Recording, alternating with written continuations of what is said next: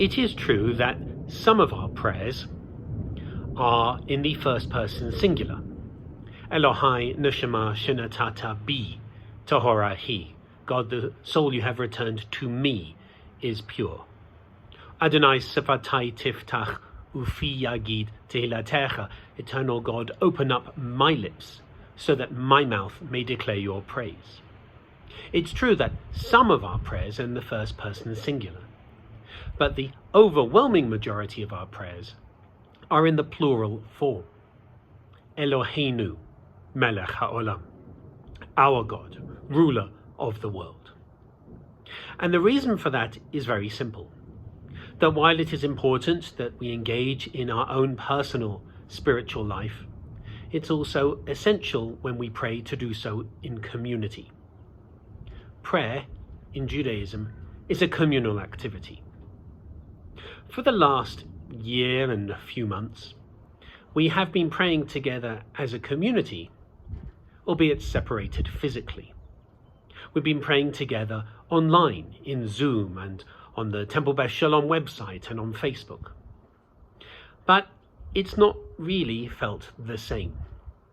Although some people have definitely enjoyed being able to attend prayer services in their pajamas. I know that because some people have shared that with me. Nonetheless, something has been missing. And what's been missing is that personal contact, that personal touch, that being able to be there to support each other during our prayer services. Because Jewish prayer is communal prayer. We traditionally pray in a minyan, a gathering of 10 people, so that our prayers can be combined together, so that we can be certain that at least one of us is praying the prayers properly with the true intention and kavanah. Jewish prayer is communal prayer. And so we have been working extremely hard to try to bring our prayer community back physically together. We're looking now at June. We are looking on ways to help us gather together physically in prayer while this COVID-19 pandemic continues, even though many of our members now are vaccinated, and so therefore the risk of harm is much less. Nonetheless, we are still hoping to be able to gather together safely. So there will be limitations. We will still need to wear masks. We won't be able to hug each other as we often do.